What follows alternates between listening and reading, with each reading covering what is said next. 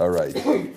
Yesterday we were talking. We're page 412. We were talking about this idea of not coveting. So the question really becomes. Okay, after we got into the technical question of at what point have you transgressed this? According to the Rambam, I just want to correct something I said yesterday. Mikey had asked a good question yesterday, which I was not accurate in what I said. The real definition of losach, what I told you, is when somebody pressures you to give him something. The Rambam says it's slightly different. The Rambam says that it is whenever you've resorted to means to take something. So it could include pressuring somebody to give you something, but even if you take it without his approval, you're also, and certainly transgressing lo sachbot. So Mike could ask yesterday, well, how does it work by a woman? No guy's going to give you his wife. The answer is, what if you commit adultery? What if you commit adultery? You take the wife and you commit adultery. So not only you've transgressed the prohibition of adultery, you've also transgressed the prohibition of lo sachbot. So people have to get used to the idea that a person could transgress more than one aveira at one time. There are certain times you speak lashon hara, and if you'll say you speak lashon hara about a Talmid Chacham in shul, and he happens to be your father, and he's a Kohen, so you've racked up. It's not just the prohibition of lashon hara. There are 4 separate prohibitions over there, and you could rack up. Or you could rack them up. The person says, yeah, well, what's the difference? If you burn, you burn. What's the difference? Okay, burn me for 4 things. Burn me, I can only burn one. That's only because we're thinking of human fires. When we think of human fires, we have to think of it in the spiritual realm as various forms of humiliation.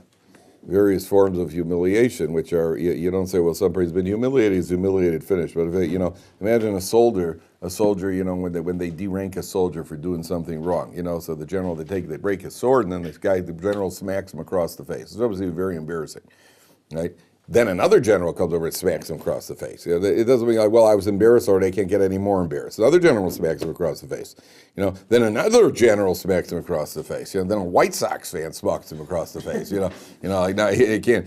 So at that point you probably can't get any lower. But you understand that you could. There are just because a person is burning. So if a person commits adultery, so he gets tagged for adultery. And he gets tagged for lo sachbot. He gets this prohibition of not to covet. So that's what we were speaking about yesterday. Now the other question becomes like this. Did you, Isaac, want to answer? I wanted to ask about a case. Yeah, go ahead. So, meaning yesterday I realized I needed to use a pencil, and I saw that my Chuvra had one. So would asking about that? No, you're not. You're allowed to borrow things from people. Could I borrow I need it. It's not because you're coveting the pencil. I need a pencil right now. I'm just borrowing the pencil. I need the thing I want to. Nothing wrong with borrowing. If somebody's willing to lend you, there's nothing wrong with borrowing. Coveting means, again, where you've done something, according to the Rambam, you've taken it, and you've gotten it, and you've received it, you've acquired it, you've gotten control over it in some illicit manner. Then, in addition to whatever it is that you've done, you have also transgressed the prohibition of coveting. To borrow something, there's nothing wrong with borrowing it. To the contrary, if I see your car, and you got a pretty nice Trans Am, and I'd like to take it for a spin, nothing wrong with saying, Yishai, do you mind if I take it for a spin? I'd like to borrow it. That's natural, I don't want to take over ownership of your car. Right? I'd like the car, it's a nice car, I'd like to drive it, and if you say, yeah, go ahead, that's fine, he's lending me his car.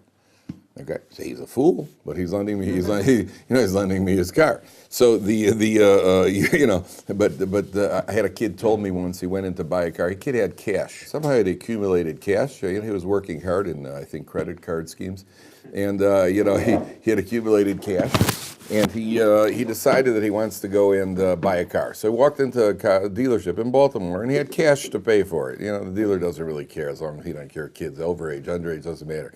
So the kid obviously wanted a sports car. So the dealer said, look, you want the sports car? I have a different car I'd like you to try. He gave him a Duster.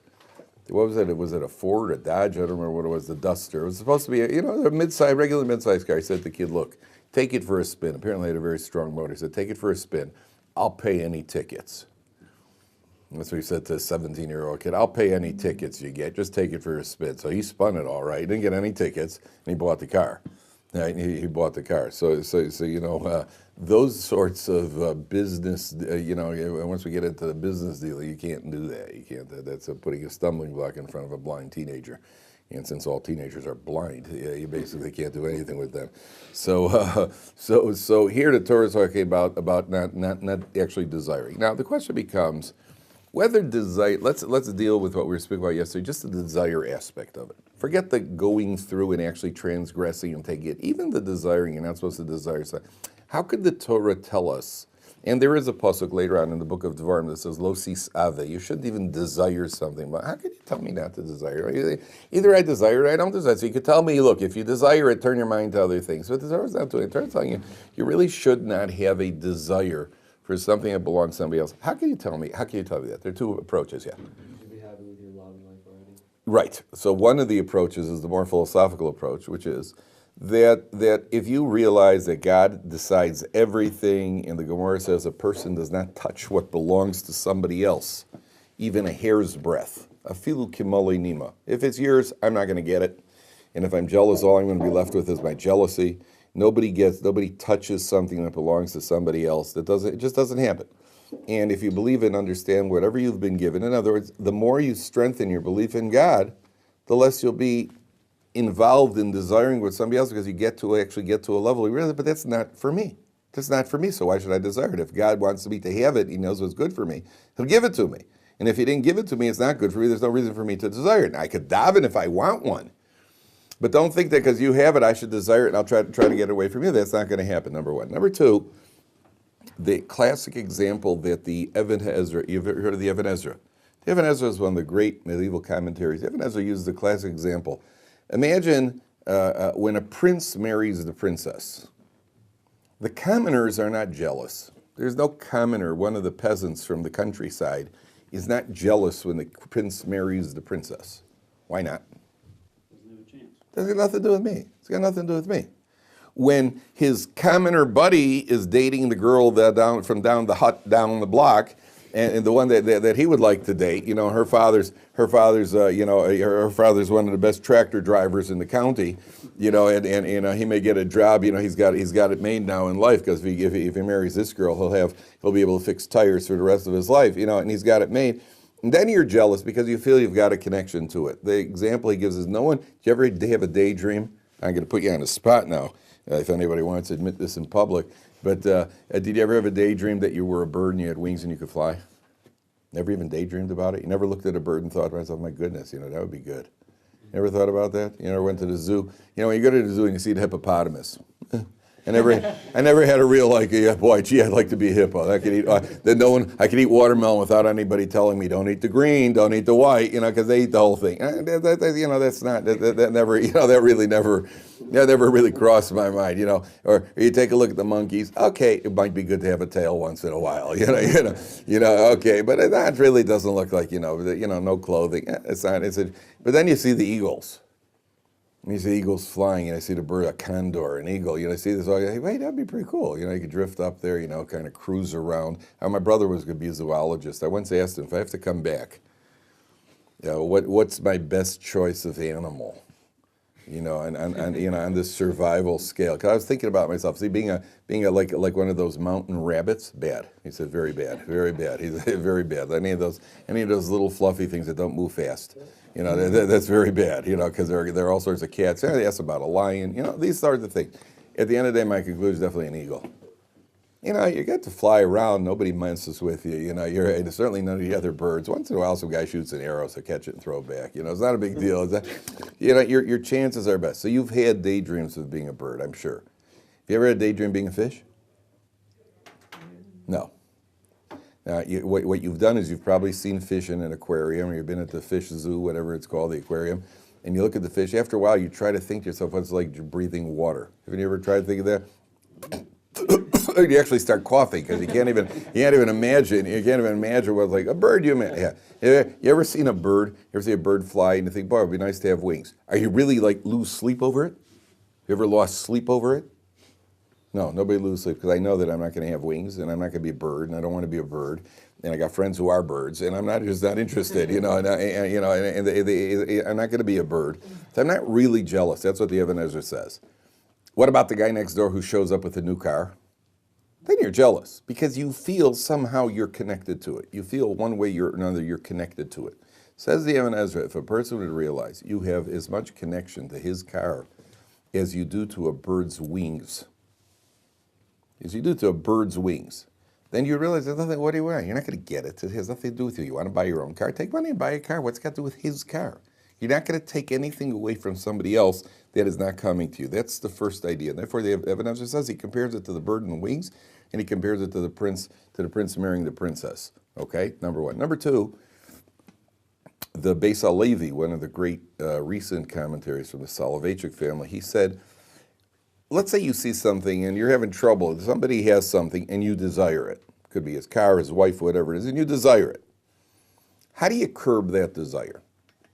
So the answer is that my wife and I were once flying. We were flying to Israel after we got married, about 3 weeks after we got married. And we're on the plane, and at a certain point, the plane went into a dive.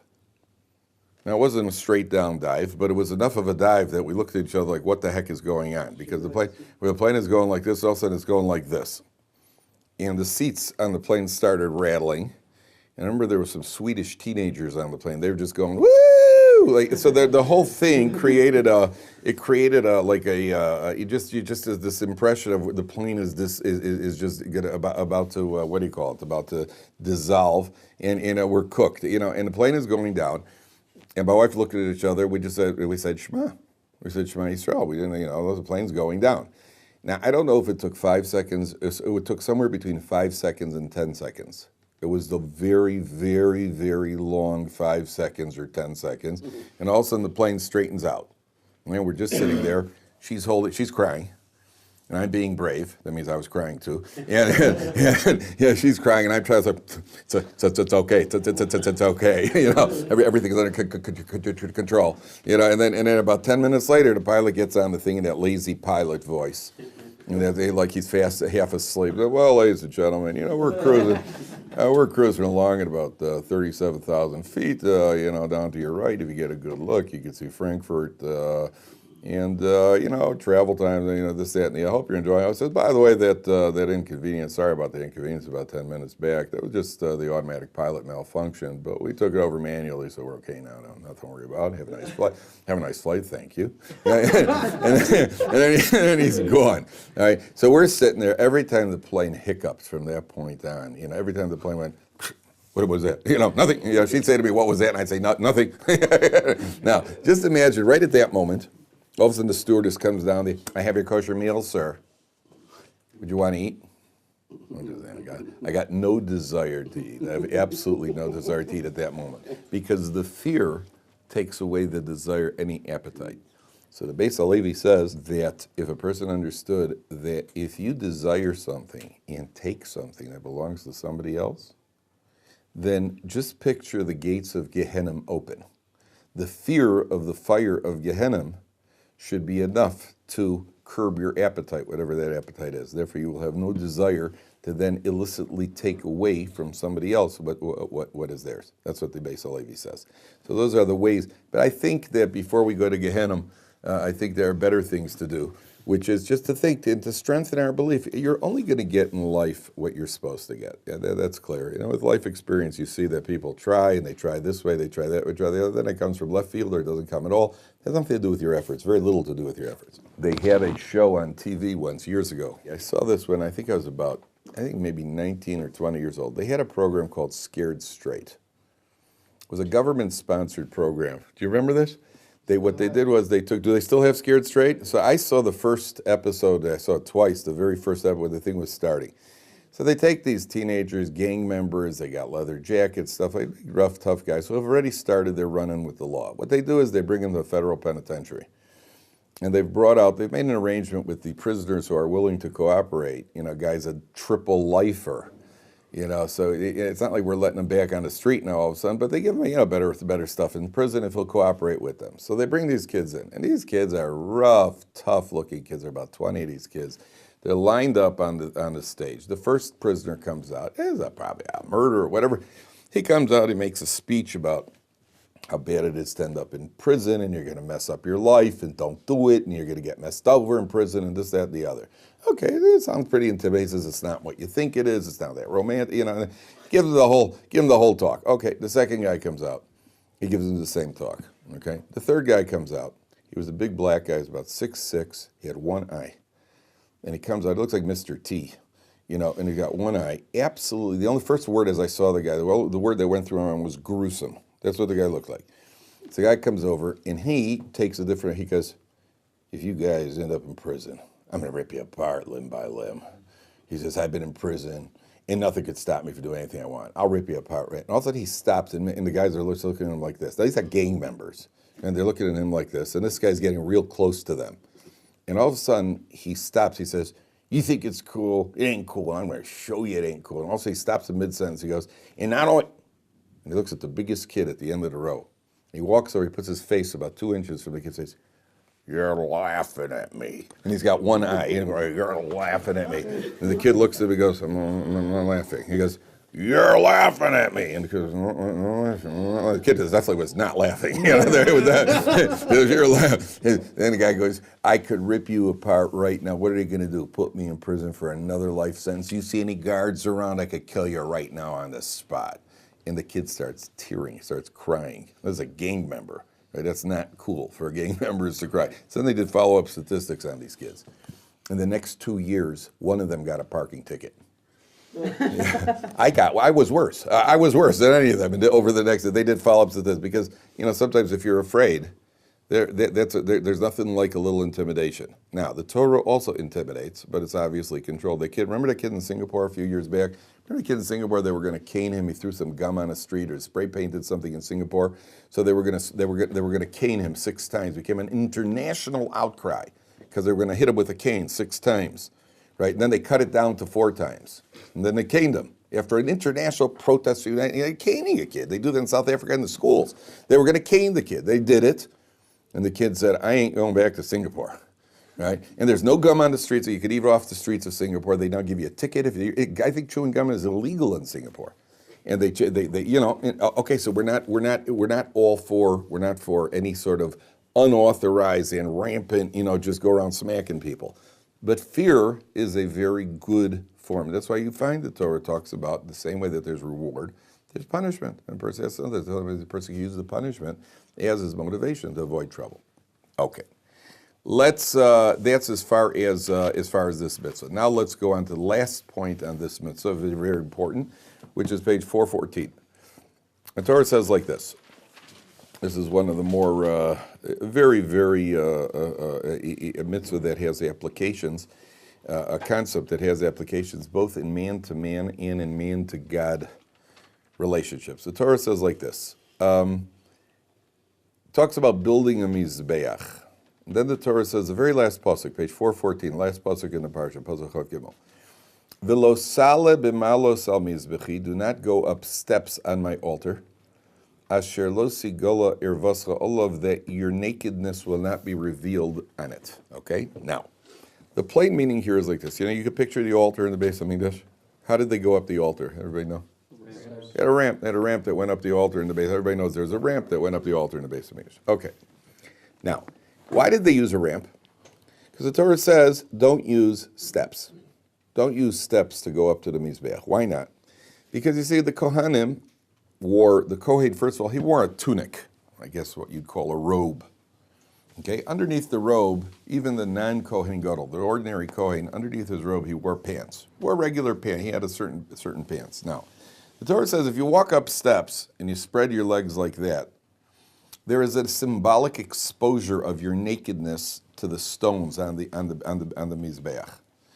You're obviously not naked because you have these pants on under your tunic. But there is something disrespectful about spreading your legs wide apart where you're facing those holy stones on the Mizbeach. Therefore, Torah says, you know what? The alternative is don't use stones. Don't use stones. Don't use steps. Use a ramp. Because when you walk up a ramp, you could take more refined steps as you go up the ramp of the base of Mikdash, and that will take care of this problem of Asher lo sigola irvascha olav. That is the basic idea over here. Now, I heard many years ago, take a look at Rashi for a second. Let's take a look at Rashi. It's in the left column. And take a look at about 6 lines from the bottom. Let's read a few lines of Rashi. Asher lo sigola irvascha. Do you see that? 6 lines from the bottom of Rashi in the left column? If you find it, please show the person next to you. It says Asher lo sigala irvoscha, that your nakedness should not be exposed. Says Rashi, she'al yedei hama'alos. Look at the left column of Rashi. Look on the left column of Rashi. It's 6 lines from the bottom of the column. On the left, page 414. 414, left column of Rashi. 7 lines. Sorry, I lied. 7 lines from the bottom. 7 lines from the bottom of Rashi. Okay, right where there's a chaf gimel over there. It says velosala b'malos. Okay, now skip down 1 line. Sorry, I was right. 6 lines. I lied about lying. 6 lines from the bottom. Asher lo sigala irvascha. Says Rashi, she'al yedei hamalos, through these steps, ata tzorich laharchiv psiosecha. You have to extend your stride. Ve'afal pi she'eino gilu yerva mamish, even though it's not literally an exposure of nakedness. Sheharei ksiv, because the Torah says v'asei lahem michne seva. The Torah says later on that you must make pants for them, so it's not a literally exposure. Mikol makom, nevertheless, harchavas apsios, taking a long stride, koruv legilui irvahu. It is closely related to exposure. Ve'atadoig b'minhag bizayon. You are treating the mizbeach steps disrespectfully. Now pay attention to what Rashi is about to say. V'harei dvarim kal v'chomer. Now we could apply kal v'chomer logic here, what's called in official terms a fortiori reasoning. But those who've learned Gemara know Kal v'chomer, right? What is the kal v'chomer? Uma avonim halalu. If we find that by these stones, she'ein bahem das, they are inanimate, they don't have intelligence, lahakpid al bizyonim, to care if they've been insulted. Stones never said, ooh, would you get those pants away from here? Right? Stones, it don't speak. Nevertheless, Amra Torah, the Torah says, hol v'yesh bahem tzorech, since there's a need, lo tinaig v'minag bizayon, you need to make use of these stones. You're getting a benefit from these stones. Don't treat the stones with disrespect. So chavercha, your fellow, shehu bidmos yotzrecha, he is similar to your creator. Umakpid al bizyono, he cares about being insulted. Al achas kama v'kama, all the more so you have to be careful to be considerate and sensitive to other human beings. That's what the Torah is telling you. That's what we learn from these stones here. So, looks like Torah is telling you a command. First of all, are any of you Kohanim? None of you are Kohanim. You a Kohen? Okay, it's you and me. Okay? All right, now, here you have a command. This is one of the 613 mitzvahs of the Torah, by the way. Don't go up steps on the altar. Who's the Torah talking to? Who's the Torah talking to? Kohanim. All right, so first of all, we could cut out 50% of the population because women don't serve in the Beis Hamikdash. Then we could cut out another 90% of the remaining population because only 1 out of 10 is a Kohen. And of the 1 out of 10 that are Kohen, there are only certain age Kohanim who go into the Beis Hamikdash if they're not disqualified. You're talking about a very low percentage of the people. Yet the Torah comes along, and this is listed as one of the 613 mitzvahs. Who are they talking to? Because of me and you, that's why the Torah gives us a special mitzvah? The answer is, well, on one level, yeah. But at another level, I talk to every single Jew, male, female, young and old. Male, female, young and old, whales, everybody. Everybody's involved in this one. Because the Torah is saying, you know what we learn from here? We learn from here how sensitive you have to be to other people. You have to, how sensitive a person has to be to make sure to spare the feelings of other people, that somebody around you is not hurt in any way, shape, or form by you. And something totally unrelated, that's what Rashi is saying. So if you have a person who, for example, somebody does something awkward, try to cover up for him. You know, Rabbi Akiva Eiger once had a guest at his Pesach Seder. I told you the Rabbi Akiva Eiger story? Rabbi Akiva Eiger once had a guest at his Pesach Seder. So the guest spilled his wine. You know how you feel? You ever been a guest spilled? Usually happens when you visit your in-laws for the first time. Yeah, but that's semi-intentional. But you're a guest at the Shabbos table, you're a guest somewhere, and you're just trying to give it, and you're trying to reach for your book to follow along. Boom, you spilled your wine. Everybody says, "Oh, it's okay, don't worry." But you are worried. You know, it's not okay. It's the worst feeling in the world. So Rabbi Akiva Eiger saw this guest spilled. He waited a couple of minutes. He very discreetly shook the table, and he spilled his own wine. He spilled his own wine on the table. The guest felt so much better.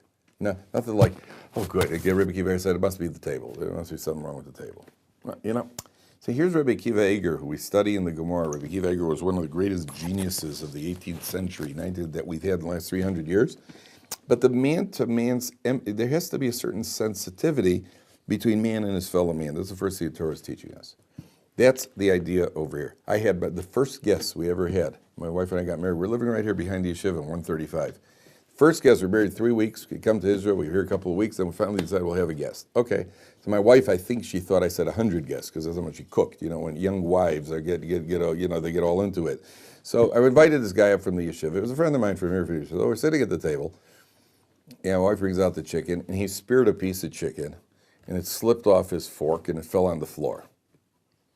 So I think he bent on it. I don't remember. I think he picked it up with his hand and then put it back on the serving platter, something like that. When you're nervous, that's when you strike out. You know, don't strike out, don't strike out. You know, that's when you mess up worse. Yeah.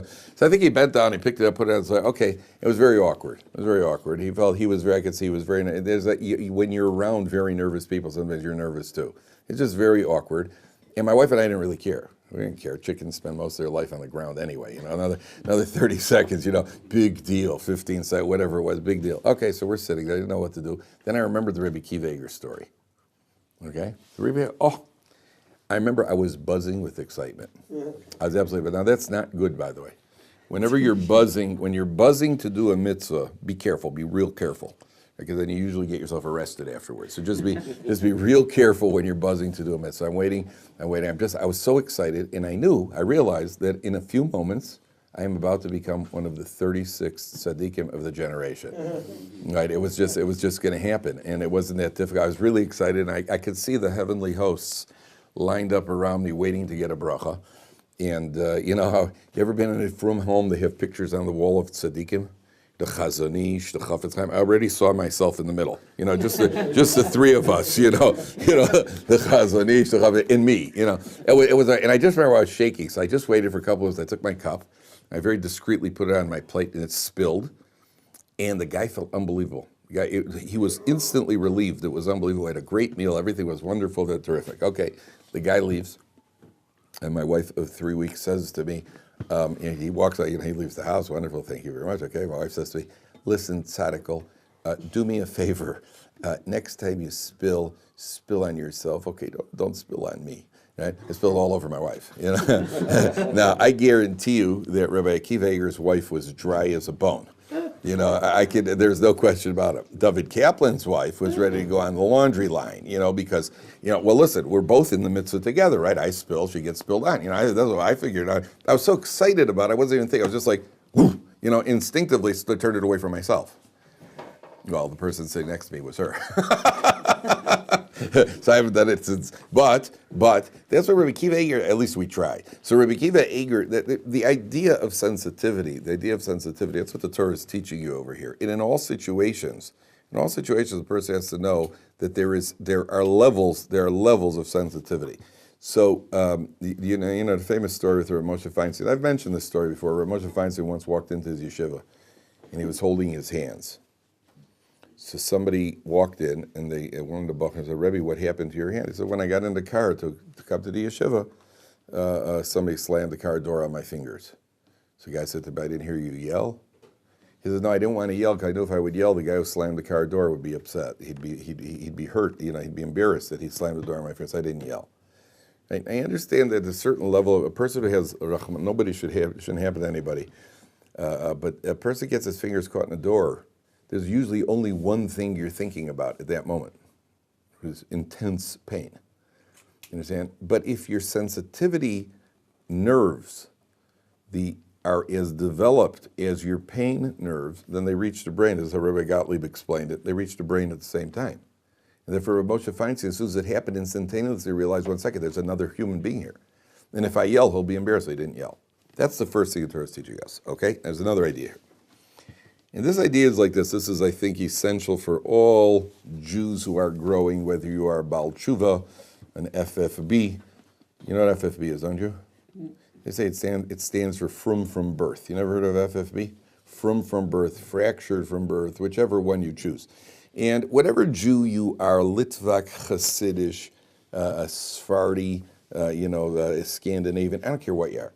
At the end of the day, the Torah says there's an idea in Judaism as follows. What's the difference between steps and a ramp? The ramp is slow, like it's more steady. It's more steady, okay. What else? When you're going up and you're going forward. Close. Close. You're both close. It has one direction. Has one direction. Steps. Steps have not, it's not one that like the Oh. ramp is. Okay. Very good. Very good. Okay, so we'll put all three of you together now. What does an altar represent? In all religions, what does an altar represent? Every religion in the world, what does an altar represent? Holiness, devotion, serving whoever it is you're serving. In Judaism, the altar represents the service of HaKadosh Baruch Hu. What's our job as Jews? Our job as Jews is always to climb higher and higher towards that altar, to spend our life growing as Jews. That's our job. There's no such thing as leveling. I'm comfortable with my level, and this is it. Comes along the Torah says no such thing, no such thing. You have to always grow. And therefore, a step allows you could hit a level, and then you could stand, stationary. I'm at my level. This is the level. I'm at step 14, you're on step 17, and this is where we shall remain. A ramp, depending on the incline, you have to constantly propel yourself forward. The instant you don't propel yourself forward, you're moving backwards in Judaism. If you remember when God says to Cain, you know what, I'd like you to see the pasuk inside, a good pasuk for you to see. Take a look at page 20 in the Big Blue Book, 5 lines from the top. This is right after God has accepted the offering of Hevel and has not accepted the offering of Cain, and Cain is not happy about it. So look what Hashem says to Cain. Vayomer Hashem el Cain, 5th line. Lama chorolach, why are you upset? V'lama naflu fanecha, why is your face dropped? Halo im tetiv se'es. If you do good, how does he translate in the art scroll? If you improve yourself, you'll be forgiven. V'im lo se'tiv, if you don't do good, la pesach atas roves, and sin crouches at the entrance. Now, God doesn't say, if you do good, things will be good. And if you do bad, sin lurks. God says if you do good and if you don't do good. The opposite of doing good is doing bad, isn't it? Not in Torah. Not in Torah. Torah, there are 2 choices. You're either doing good or you're not doing good. If you're not doing, you're falling. You don't have to go to the other extreme and actively do bad. If you're not doing good, you're moving downwards. Doing good means in all areas. In areas between man to man, between man to God. The goal of Torah is to grow. The goal of Torah is to do, not to be passive and not to hit a level. So the first thing the Torah teaches us is the difference between steps and a ramp. You're climbing towards the altar, keep propelling yourself forward. Obviously, in our growth, we sometimes have to stop just to cement in our position. But to stay on the step and say, I'm at a level, and this is it, this is as far as I'm going, then you miss the point. That's not Judaism. Then you're sliding backwards, number 1. Number 2, there's another difference between a ramp and steps. This is possibly more important. You know, what's the other difference between steps and a ramp? The distance you move on steps is identical for everybody. The steps are 7 inches apart. Everybody takes a step that's 7 inches. On a ramp, you can take your own step. It means everybody has to move at their own pace. You have to, on the one hand, you have to move. You have to move upwards. But don't move upwards at his pace because that might be too slow for you. Don't move upwards at his pace, that might be too fast for you. Don't move upwards at his pace because then you'll stumble altogether because he's got a much bigger pace. Don't look at anybody else's pace. With their, and this is manifest often by Bali Tshuva as well, if this guy shakes during davening, I should shake during davening too. Stop looking at him. Now, don't worry about his shaking, right? It could be he just needs a sweater and he won't shake, right? He's cold. Don't worry about his shaking. He's not the person that, you do what you have to do, get guidance from your rabbis. And then grow the way you're supposed to go. Forget about what he does. I don't care what he's wearing on his tzitzis, and I don't care about anything else. You do what you have to do based on what your growth process is meant to be. Go ahead, Eliasif. You don't want to go backwards. But what if you feel that you're going too fast up the ramp, and then you feel like you need to take a step backwards? That's part of your growth. There's something called the Yerida L'Tzorech Aliyah. In life, there's something called a step downward to take a step upwards. Sometimes, if you're going to run over and jump over a high beam, you have to take a few steps back to then get a running start. Right? You have to take a few steps back in order to get a running start. But in life in general, in Yiddishkeit also, sometimes we have a setback. But sometimes a setback is also for part of our growth. When a baby is learning how to walk, so he walks, he falls. The falling is also part of his growth.